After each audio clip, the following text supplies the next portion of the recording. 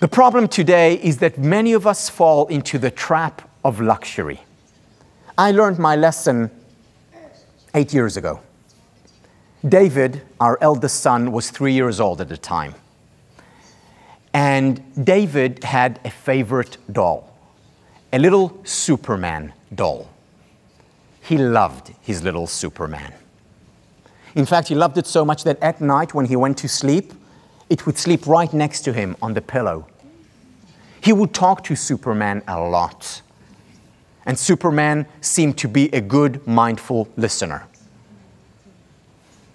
And one day, my wife and I take David home from daycare, and we enter our building, we enter the elevator, we go up to the 10th floor, which is where our apartment was. And David all this time is holding Superman, talking to it, holding it next to his heart.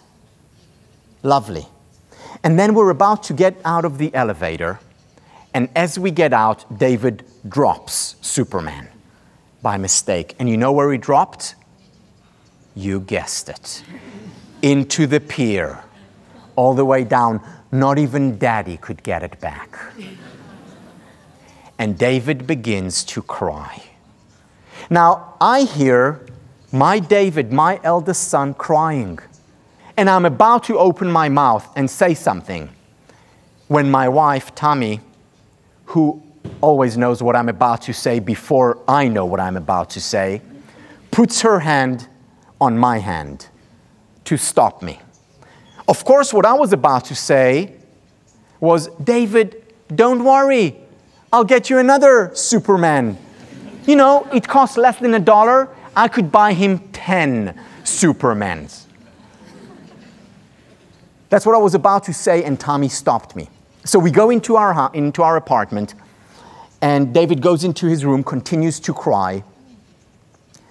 And I say to Tommy, why did you stop me? Listen to him. Listen to your son.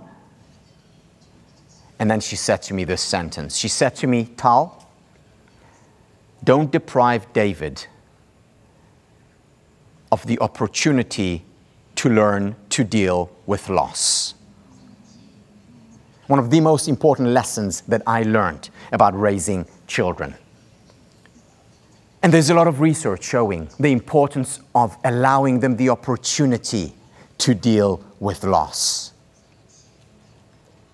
Here is what Clay Christensen from Harvard Business School has to say about difficulties and hardships in children.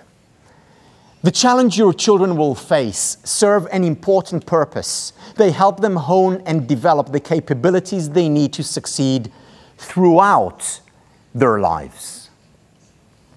Coping with a difficult teacher, failing at a sport, learning to navigate the complex social structure of cliques in school, all those things become courses in the school of experience.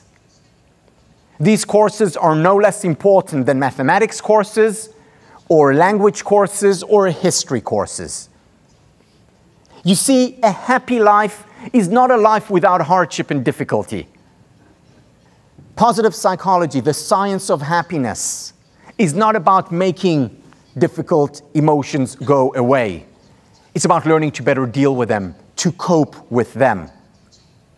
So even if you understood this lecture, and you really got it, what it takes to lead a happier life, even by a little bit, that's not enough. Ultimately, what will make us happier is if we go and take action. If we take that action in our life, then we can indeed have more light. And then, indeed, we can spread more light. Thank you very much. Thank you. Thank you. Thank you. Thank you very much. Thank you.